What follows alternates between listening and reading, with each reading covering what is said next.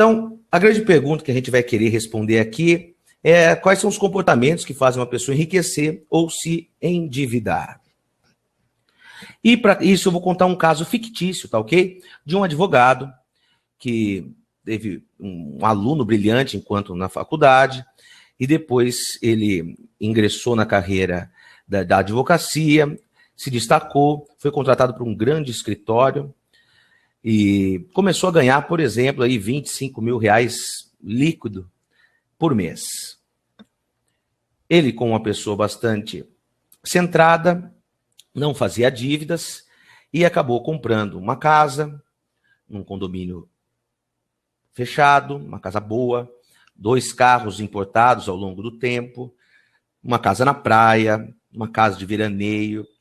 Então ele foi adquirindo esses patrimônios, sempre guardando dinheiro e pagando à vista, conseguindo ter bons preços. Hoje, o advogado está com 2 filhos, continua aí com os carros importados, com a casa de veraneio, uma casa na praia. E ele, esse advogado está nessa situação hoje e não tem nenhuma dívida, é isso que eu queria falar. Ele não tem dívida nenhuma, tá ok? E a grande pergunta é, esse advogado é uma pessoa bem-sucedida? Na verdade, não, a pergunta nem é essa. Esse advogado está administrando bem o seu patrimônio? Ok? As atitudes, as decisões que ele tomou ao longo do tempo, dos ativos que ele foi comprando, foi boa ou não? Tá? Vai pensando aí, e para responder a essa pergunta, a gente vai estudar um pouquinho sobre balanço patrimonial e fluxo de caixa. É óbvio que a gente não vai chegar a ponto de estudar a fundo como se fosse um contador, mas é que a gente possa entender como o dinheiro funciona e como o balanço patrimonial e o fluxo de caixa podem ser bons exames para que a gente possa diagnosticar o que está acontecendo. Então, o que é o balanço patrimonial? É um instrumento financeiro que mostra tudo que uma pessoa tem e o que ela deve. Então, veja, um balanço normal, ele tem os ativos de um lado e os passivos do outro. Do lado dos ativos, a gente coloca tudo que essa pessoa tem, como, por exemplo, casa, carro, aplicações, investimentos. Aqui eu coloquei só caderneta de poupança, os móveis de valores da casa e alguns outros, tudo que ela tiver que é dela, né? Tudo que ela tiver em sua posse. Do outro lado, temos os passivos. Do lado dos passivos, temos as dívidas, tudo que ela deve, tá ok? Então, pode ser os financiamentos para comprar a casa ou para comprar o carro, algum empréstimo pessoal, tá pagando o rotativo do cartão de crédito, entrada no cheque especial, tá ok? Então, no balanço patrimonial, mostra tudo que eu tenho e tudo que eu devo. Já o fluxo de caixa, ele mostra o que entra e sai de dinheiro ao longo do tempo. Pois bem, nas finanças pessoais, isso significa o que entra de dinheiro podem ser salários ou rendimentos vindo de algum ativo que gere juros, ou eu tenho uma casa que eu recebo aluguel, e também as despesas, que são tudo que eu gasto, tá? Todas as coisas, os itens que eu gasto ao longo do mês. E lá no fluxo de caixa também consigo medir a receita líquida, que é a diferença entre receita e despesa. Aqui eu fico sabendo se eu ganho mais do que eu gasto, ou se eu gasto mais do que eu ganho. Tá ok? Pois bem, se a gente puder fazer uma analogia de balanço patrimonial e fluxo de caixa com uma caixa d'água, imagine que existe uma família que depende dessa caixa d'água e a caixa d'água está cheia de água. E a pergunta é, hoje a caixa d'água está cheia e a situação está confortável. Será que no futuro a situação continuará confortável? E a resposta que todos acho que têm na cabeça é, depende. Depende do quê? Do uso que se faz dessa água. Se ao longo do tempo entrar menos água do que sai, lá na frente vai faltar. Né? E esse papo está até bastante na moda hoje em dia. Pois bem, se nós formos fazer essa analogia então com balanço patrimonial e fluxo de caixa, o balanço patrimonial é uma foto, tá? Do que nós temos e do que nós devemos hoje. É uma imagem. Ele mostra o que eu tenho de água hoje. E o fluxo de caixa é um filme que mostra a nossa vida, que mostra quem a gente é. Portanto, pessoal, a questão chave para a sobrevivência de uma pessoa dessa família é que ao longo do tempo, nesse filme, ela consiga economizar água, que faça que entre mais do que saia, para nunca passar sede. E nas nossas finanças pessoais é da mesma forma. Nós, obviamente, o balanço patrimonial é um instrumento muito importante, só que eu tenho que estar preocupado com o fluxo de caixa. Ou seja, como eu me comporto ao longo do tempo. Quais são como se dão as minhas decisões financeiras? Quais são os meus hábitos financeiros? Tá ok? Aqui entra a questão comportamental. É o filme que mostra quem eu sou e não a foto. Ou seja, é o fluxo de caixa e não o balanço que vai mostrar quem eu realmente sou e é isso que vai determinar como eu vou estar no futuro em relação às minhas finanças pessoais. Portanto, se a gente fizer um resuminho, eu posso dizer que o balanço patrimonial, ele mostra o quanto eu tenho de água num dado dia. Nas finanças pessoais, ele mostra o que eu tenho e o que eu devo. É uma foto do momento. Só que o mais importante da gente entender aqui é que consumistas adoram balanço patrimonial. Tá ok? Se nós pensarmos que rico e pobre é uma maneira de agir e não quanto eu ganho de salário, e não se eu estou na classe média, classe alta em termos de renda, as pessoas que a gente está chamando aqui de pobre, ou seja, que são muito consumistas, que nunca conseguem conquistar seus objetivos, adoram balanço. Porque elas associam riqueza com o que as pessoas têm e não como elas agem. Tá ok? Então, essa é uma armadilha, é um paradigma que está sendo colocado na nossa cabeça dia a dia, pela mídia, pelas empresas que querem nos vender as coisas, que querem mostrar que ter é ser alguém feliz. Que quanto mais eu tenho, mais o meu bem-estar aumenta e mais feliz eu sou. E essa, na verdade, não é a realidade, principalmente quando a gente trata de balanço patrimonial e fluxo de caixa, quando a gente for medir a saúde financeira de uma pessoa. As pessoas, hoje, como associam riqueza, tem esse paradigma de associar riqueza a ter, querem tudo, querem ter tudo, nem que para isso tenha que financiar em vários anos, pagando altas taxas de juros. Tem muita gente que trabalha, chega no final de semana, o que faz? Vai para o shopping gastar um pouquinho, porque parece que essa é a maneira, é a válvula de escape para que ela seja um pouco feliz. Tá ok? Por quê? Porque o conceito é que é olhando o balanço patrimonial que eu vejo riqueza. E a gente viu que não é assim, que a gente vê se vai faltar ou não água lá no futuro. É através do fluxo. O fluxo de caixa é que mostra o quanto entra e sai ao longo do tempo, de água ou de dinheiro. E é um filme, ela mostra o nosso comportamento. E os verdadeiros ricos, aquelas pessoas que acumulam patrimônio, visando serem cada vez mais livres, são essas pessoas, as pessoas ricas, que nós estamos chamando de ricas, que têm o comportamento de pessoa rica, se preocupa muito com o fluxo de caixa, se preocupa muito em, ao longo dos anos, do tempo, dos meses, dos anos, entrar mais água do que sai. E a hora que a gente tem esse tipo de comportamento, nós conseguimos realmente mudar o paradigma do consumo, pensar que ter não é a coisa mais importante, que ser, essa sim é a verdadeira riqueza, ser alguém melhor, evoluir, sair dessa vida um pouquinho melhor do que entrou, ou muito melhor do que entrou, deixar um legado para a humanidade, ou para os filhos, ou para a família. Tá ok? Ser alguém melhor e usar o dinheiro como um instrumento para que você tenha cada vez mais liberdade de escolha. Cada vez mais você possa fazer o que quer e deixar de fazer o que não quer. Que você, a cada dia mais, se sujeite menos. A cada dia que passa, você se sujeite menos. Que você possa dizer não quando quer dizer não. Que você possa dizer sim quando quer dizer sim. Uma pessoa que quer ter tudo, que só olha no balanço e que acha que riqueza é balanço patrimonial, quer ter muita coisa, o que acontece? Ela se endivida muito. e ela nunca tem a liberdade de poder fazer as coisas que ela realmente quer, de se expressar enquanto ser humano para ser uma pessoa melhor. Ela está sempre precisando trabalhar, muitas vezes num lugar que não gosta, aceitando um chefe que não é bom, ou um tipo de trabalho, uma área de trabalho que ela que não a satisfaz, porque ela está presa no dinheiro. Ela tem que pagar as dívidas no próximo mês.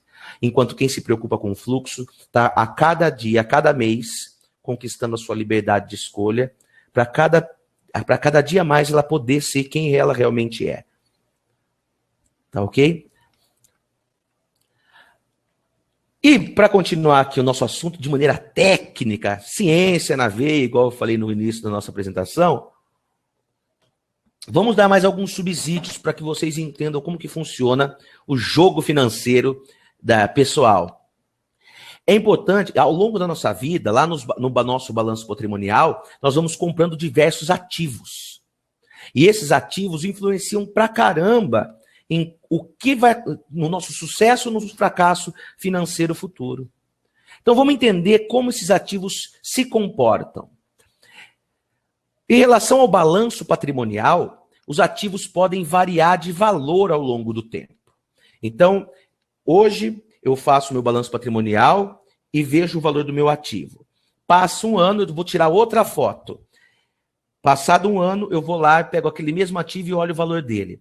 Ele vai ter aumentado, vai ter diminuído? O que vai ter acontecido com o valor do ativo? Eu vou dar 3 possibilidades aqui. Primeiro, a caderneta de poupança. Faço um balanço hoje. Daqui um ano eu faço o balanço patrimonial e não mexi naquela poupança. Eu vou ter mais ou menos dinheiro? Com certeza mais. E aqui, esquecendo um pouco se a poupança dá uma remuneração acima da inflação ou não, vamos pensar, por enquanto, só em ganhos nominais, o valor do dinheiro mesmo, tá ok? Então, poupança é um tipo de ativo, e eu não estou falando que poupança é o melhor investimento que existe, mas ela tem uma característica de que a hora que eu coloco o dinheiro hoje, depois de um tempo eu vou ter mais dinheiro, né? Ele pode até não ter o mesmo poder de compra, isso é um outro problema, mas vai aumentar o valor nominal dele. Um terreno ou uma ação da Petrobras ou da Vale do Rio Doce, vejo hoje o valor do terreno. Depois de um ano eu vou fazer meu balanço patrimonial. Qual vai ser o valor dele? Resposta, não sei. Nós temos ainda um pensamento aqui no Brasil de que imóvel só valoriza, terreno só valoriza. Não, obviamente, em muitas ocasiões ele pode cair de valor. Como também uma ação. Comprar uma ação da Petrobras ou da Vale do Rio Doce hoje, daqui um ano qual vai ser o valor, não sei. Ou seja, esse é um ativo de risco. E o carro? Se eu comprar um carro hoje, daqui um ano qual é o valor dele, com certeza menor. O que eu quero que vocês entendam, e eu não quero me alongar muito nisso, é assim, os ativos que a gente compra têm características próprias. A poupança só aumenta de valor, o terreno é um ativo de risco, eu não sei se vai aumentar ou vai cair, e o carro só cai. Ok? Então, essa é uma característica de balanço patrimonial. Qual é o valor desse ativo ao longo do tempo? E isso vai influenciar na minha riqueza. Outra característica é que os ativos podem gerar receita, que a gente vai chamar aqui de receita passiva, ou despesa. Vamos classificar alguns ativos conforme essa característica, se eles geram receita ou despesa. Uma caderneta de poupança, ao longo do tempo, ela gera receita ou despesa? Receita, os juros que ela remunera essa caderneta. Se eu tenho uma assinatura de TV a cabo, gera despesa, vou ter que pagar mensalmente a assinatura. O seu carro, com certeza, gera despesa, IPTU, IPVA, gasolina, manutenção, etc., seguro.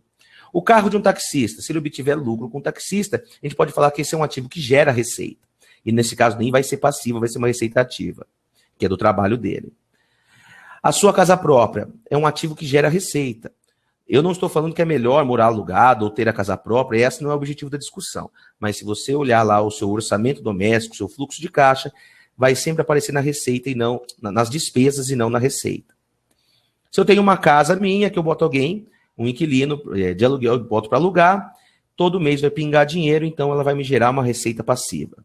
Se eu tenho um animal de estimação, ele é um ativo que gera despesa. Pode ser ótimo ter um animal de estimação, mas é importante que a gente tenha clareza que ele vai gerar despesa. E uma aplicação em renda fixa, como por exemplo o Tesouro Direto, vai também acabar gerando receita ao longo do tempo, dos juros que serão pagos.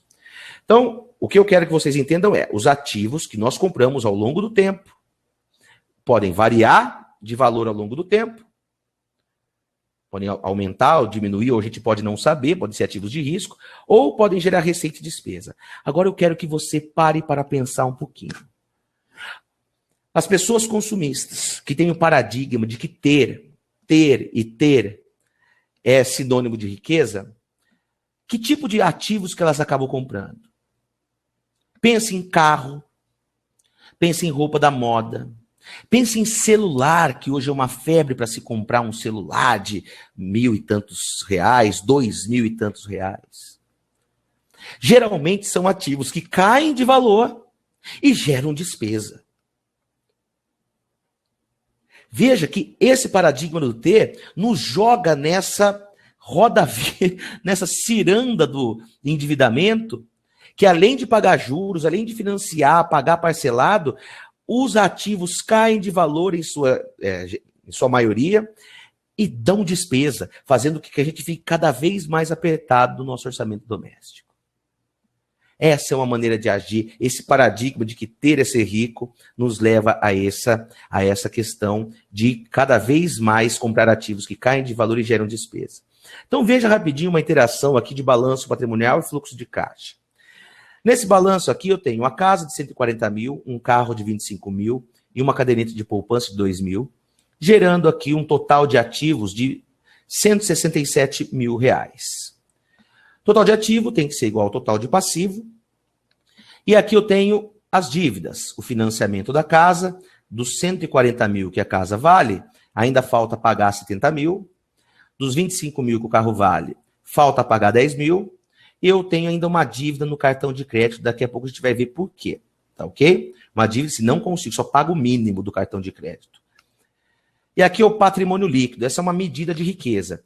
Como que eu calculo o patrimônio líquido? É tudo que eu tenho menos tudo que eu devo. Ou seja, de tudo que a pessoa tem, dos 167 mil que ela tem de ativos, o que é realmente dela são 85 mil. Tá ok? Com relação a fluxo de caixa, nós temos que o salário dessa pessoa é 2.500. Ela tem uma receita passiva, por quê? Porque ela tem uma aplicação na caderneta de poupança que gera juros. E aqui eu considerei, não sei qual a taxa de juros, mas considerei uma taxa de juros aí próximo da poupança e ficou R$12. Então, o total da receita dela é R$2.512. Vamos ver as despesas. Ela paga R$800 do financiamento da casa, 400 do financiamento do carro. Ela tem gastos com o carro, gastos com a casa e ela tem gastos com a casa, ela paga o mínimo do cartão de crédito e tem os outros aqui, vestuário e todas as outras questões que ela gasta na sua vida, supermercado, e vamos aí nem levar em consideração a grandeza desses valores, a magnitude desses valores, que não correspondem, obviamente, à realidade, tá ok? Mas a gente precisa entender como que isso funciona. Eu vi uma pessoa aqui, só fazendo um parênteses, que falou que os vídeos estão embaçados. Basta que você aqui, no rodapé do vídeo, tenha uma engrenagem, basta que você vá lá e aumente a qualidade do vídeo, tá ok? Aumentando a qualidade do vídeo, você vai conseguir enxergar esse vídeo de uma forma mais nítida, tá ok? Pois bem, olhando esse fluxo de caixa, o que nós vemos é que ela tem uma receita líquida negativa. Tudo que eu estou mostrando, pessoal, é para chegar aqui, para mostrar que essa pessoa está fazendo que saia mais água do que entre, tá ok? Ela consegue gastar mais do que ganha. E é por isso que ela tem, talvez, essa dívida no cartão de crédito. No final do mês, ela não consegue fechar a conta, ela passa no cartão e vê o que acontece depois. Sabe quais são os efeitos de uma receita líquida negativa nas nossas finanças pessoais? É o que a gente chama aqui, então, de ciclo do endividamento. Quando eu tenho uma receita líquida negativa, eu vou precisar fechar as contas no final do mês emprestando de alguém. Nesse caso aqui do cartão de crédito. A gente passa no cartão e depois vê como vai fazer para pagar. A hora que faz uma dívida maior no cartão, aumenta o passivo e eu vou pagar mais juros. E esses juros vão aumentar as minhas despesas. ganhando a mesma coisa, agora com as despesas mais altas, no mês que vem eu tenho receita líquida mais negativa.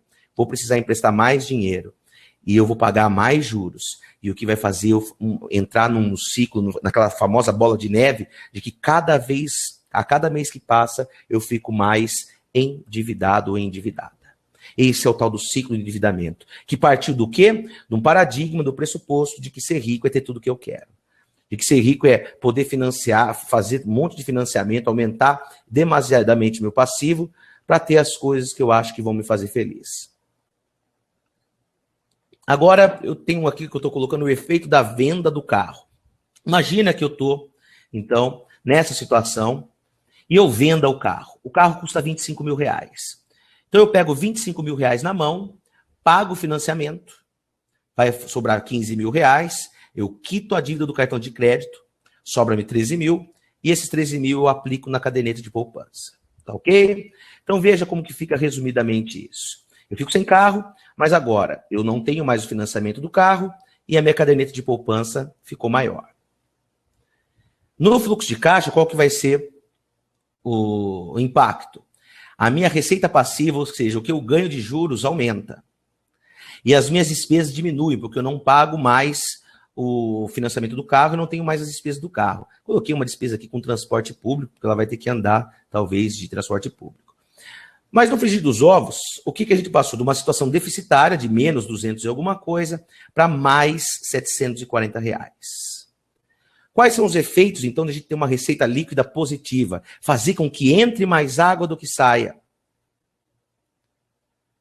Se eu tenho uma receita líquida positiva, eu posso comprar mais ativos que geram receita passiva. Se eu tenho mais receita passiva, vai aumentar minha receita para o mês seguinte, mantendo as mesmas despesas. O mês que vem eu tenho uma receita líquida ainda maior. Tendo uma receita líquida ainda maior, eu reaplico em ativos que geram receita, vai aumentar minha receita, mantenho despesa e cada vez entra mais água dentro da minha caixa d'água. Tá ok? Agora eu queria fazer um parênteses aqui.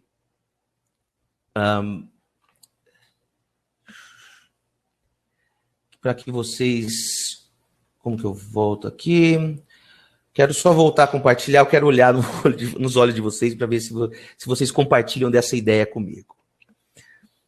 Pense nesse cara que vendeu o carro, tá? Nesse nosso exemplo fictício. O que a família, alguma tia dele vai acabar falando depois que ele tomou essa atitude? Mas que bobagem. Faltava só mais 3 anos para pagar o carro, fizesse mais um esforcinho, agora vai ficar andando a pé de ônibus. Que absurdo. Pagou tanto, quase pagou lá 3, 4 anos do carro, a hora que faltava mais 2, 3 anos, vende o carro para andar a pé. Né? E todo mundo vai falar que ele piorou de vida. E as pessoas, por quê? Porque as pessoas olham balanço, as pessoas olham os ativos dos outros. E a hora que a gente olha o ativo do outro e vê riqueza, esse cara está pobre, porque ele está sem carro. Só que se nós olharmos em relação a fluxo de caixa, essa pessoa saiu da água para o vinho, de uma situação que seria insustentável, que ela iria se endividar além da conta, talvez perdesse o carro e ficasse sem nada, e ela tomou uma atitude forte, firme, de ficar sem o carro para melhorar o seu fluxo, para que lá na frente ela tenha condições, sim, daí de ter um carro, de pagar as despesas que um carro dá, ou de comprar talvez até à vista. E essa pessoa teve que mudar o paradigma dela. Ela teve que se desamarrar. E ela vai sofrer consequências da sociedade. Porque a sociedade sabe só trabalhar na engrenagem de ter ativos é ser rico, e não de fluxo. Ok? Porque pessoas que pensam em fluxo não se preocupam tanto em comprar ativos que perdem de valor e que dão muita despesa. Focam boa parte de sua energia. Nós temos uma energia limitada. A gente trabalha duro. E a gente tem que saber usar sabiamente, né? Temos que usar sabiamente esse dinheiro ganho com o suor do nosso trabalho. E é bacana, então, que a gente olhe as características dos ativos que a gente compra, faça essa reflexão. Quais ativos você tem comprado ultimamente? Será que são ativos que só geram despesas, que só perdem de valor ao longo do tempo? Será que isso não vem de um paradigma de que riqueza é ter tudo o que a gente quer e de que o que a gente coloca na mídia, o que sai na mídia, quer dizer, o que sai na mídia de sinônimo de riqueza, de bem-estar, de status, são esses bens pouquíssimo duráveis que perdem de valor ao longo do tempo e que você tem que sempre trocar e sempre parece que você tem que se manter na moda e entra nesse ciclo vicioso, sempre financiando, pagando juros e nunca conseguindo fazer o fluxo de caixa ficar realmente positivo, para que você, ao longo do tempo, adquira patrimônio, que tenha receita passiva para ajudar no seu orçamento ou até que possa viver dessa receita passiva e ter uma liberdade de viver a vida que você bem entender, sem se sujeitar.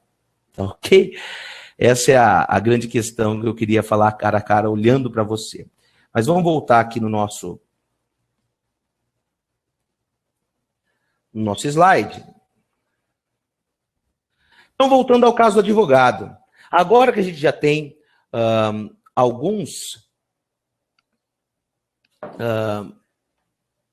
agora que a gente já tem os conceitos bem definidos, será que o advogado fez bem de adquirir um imóvel para ele, um imóvel num condomínio fechado, uma casa na praia, uma casa de veraneio, 2 carros importados e não tem nenhum dinheiro guardado?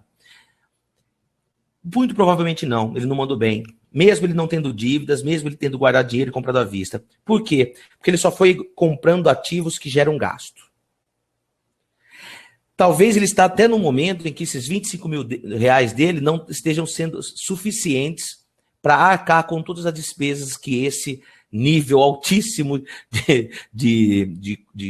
desse nível de consumo, de despesa altíssimo, tá dando para ele e para a família. E para você ter ideia de como isso não foi uma boa estratégia, e se você perguntar para ele, ele fala assim, mas eu construí um patrimônio grande, vamos matar esse advogado. Ele morreu. E ao morrer, ele deixou a família, a esposa e os 2 filhos. Supondo que ele não tem nenhum seguro e nada, próximo mês, não entra mais nada de dinheiro e vai ter que sair quanto? 25 mil, mais ou menos. 20 mil. Da onde vai sair? De lugar nenhum. Vai acabar dilapidando todo o patrimônio. A única saída para a viúva vai ser vender todos os imóveis, os carros, colocar num ativo que gera receita para sustentar a família ao longo dos anos, talvez mudar de casa, uma casa um pouco menor, ou um carro mais tranquilo que não dê tanta despesa, para conseguir viver bem. Obviamente que ela vai se sentir a pessoa mais pobre do mundo, mas isso se deu pelo fato de que o advogado, ao longo de sua vida, construiu o seu patrimônio com ativos que geravam muita despesa. Tá? E isso se tornou insustentável, principalmente depois que ele morreu. Perfeito? Deu para entender, então, como é importante nós entendermos os ativos que a gente compra, como esse nosso comportamento de olhar fluxo e não balanço patrimonial é importante. Agora, para terminar, eu queria só dar um conceitinho aqui, um conceito de independência financeira que eu acho bárbaro para finalizar com chave de ouro tudo isso que a gente falou. Independência financeira significaria a gente não precisar mais trabalhar para pagar as despesas, ou seja, a receita passiva dos nossos ativos, né, de ativos que geram receita e não despesa, ativos que geram receita, essa receita passiva seja maior que nossas despesas. Ou seja, eu consigo pagar todas as contas apenas com a remuneração que o meu próprio dinheiro está me dando. Que é a que a turma fala, né, de fazer o dinheiro trabalhar para si. Ok? Mas não é esse conceito que é o mais importante. O que eu acho legal é o que desenrola dele. Veja que esse conceito de independência financeira é bacanérrimo à medida que vemos que quanto mais nós pensamos que riqueza é ter coisas, mais longe a gente fica disso aqui. Ou seja, as pessoas que pensam, que a gente até definiu lá, pensam como pobre, pensam em riqueza como sinônimo de ter esses ativos que geram despesa e perdem de valor, essas pessoas, quanto mais elas compram ativos que geram despesa e que caem de valor, mais difícil vai ser que ela consiga receita passiva maior do que despesa. Por outro lado, se você tem um paradigma de que riqueza é ser alguém melhor, ter liberdade de escolha, de fazer o que você quer e deixar de fazer o que não quer, você vai se preocupar com fluxo. ter receita maior que despesa. Parte desse fluxo, a receita líquida positiva, ao longo do tempo, você vai aplicando em ativos que gerem receita. E além disso, você vai também se acostumando a conviver com a restrição. As pessoas que se endividam não suportam viver com restrição. Elas querem tudo para hoje, querem ter o que não dá para ter e parcelam pagando juros para ter isso. As pessoas que são realmente ricas sabem que não dá para ter tudo o que quer. Sabem que é preciso conviver com a restrição. Sabe que é preciso dar valor ao que é prioridade, ao que é importante. A gente precisa alocar nossa energia e nosso tempo ao que é importante e não ao que é fútil. As pessoas ricas acabam tendo uma vida mais simples, mais frugal. Por quê? Porque elas sabem o que realmente tem valor. Então, se eu conseguir ao longo da minha vida juntar uma quantidade de patrimônio que gere uma receita passiva e eu mantiver o meu nível de despesa razoavelmente baixo, porque eu não sou adepto à compra de ativos que só geram despesa, né, de uma maneira exacerbada, a gente sempre vai ter ativos que geram despesa, mas não de uma maneira louca, desenfreada, a gente consegue ficar independente financeiramente sem ter muitos milhões. Tá? Apenas sendo alguém. A gente só vai ser alguém, poder ser alguém melhor, a gente vai poder se expressar melhor. Usar esse tempo para viajar, para ficar mais com a família, talvez para ajudar o próximo. Aí cada um vai ver quais são os seus propósitos para conseguir acumular essa riqueza. Tá ok? Então essa condição só é verificada ao longo do tempo se a pessoa acumular ativos bons que geram renda, receita, e possa sustentar sem a necessidade de trabalhar e mantenha um nível de despesa baixo. Ok? Então, como consideração final, como que a gente sai desse ciclo de endividamento e entra nesse ciclo de enriquecimento? Isso não é nada fácil de fazer na prática. O que a gente acaba precisando fazer é, primeiro, trabalhar nós mesmos. Eu preciso me entender. Às vezes eu não estou bem comigo, e isso se reflete na maneira como eu gasto o meu próprio dinheiro. Eu preciso me centrar novamente, eu preciso olhar dentro de mim e ver o que é importante, quais são os meus propósitos, o que dá sentido à minha vida. Como estão as minhas relações com a minha família, como está a minha relação com os meus amigos, como eu estou tratando da minha própria saúde. Será que eu estou trabalhando no lugar que eu gosto? Tenho prazer de viver? Tá? É uma questão bastante psicológica. Sem essa base forte, você pode guardar dinheiro que não vai ter sentido algum. Estudar finanças pessoais, que aqui é o saber, é o conhecimento, tá ok? Que é o que você está aprendendo aqui assistindo a esse vídeo. Você está entendendo como o dinheiro funciona, que olhar balanço patrimonial só vai deixar você mais pobre. Que o conceito de riqueza está lá no fluxo de você conseguir ganhar mais do que gasta. Esse é o conhecimento. E mudar os seus hábitos, mudar o seu comportamento, que é passado apenas do saber para o saber fazer. Essa é aquela questão de desenvolvimento de competência. Não só conhecer, mas também ter atitudes e habilidades. De novo, hein? Atitudes e habilidades para fazer a coisa acontecer. Portanto, pessoal, toda essa construção que eu estou fazendo aqui sobre comportamentos de pessoas que acumulam patrimônio está bem relacionado a desenvolver uma competência que não se dá do dia para a noite. Não há fórmulas mágicas, as pessoas podem vender isso por aí, você vai ver na internet, no Facebook, tem muita gente vendendo como ficar rico rápido, como trabalhar de casa sem fazer muita coisa, só trabalha 1 hora por dia e tem a sua liberdade financeira. Não é tão fácil assim. Você sabe disso, que não é.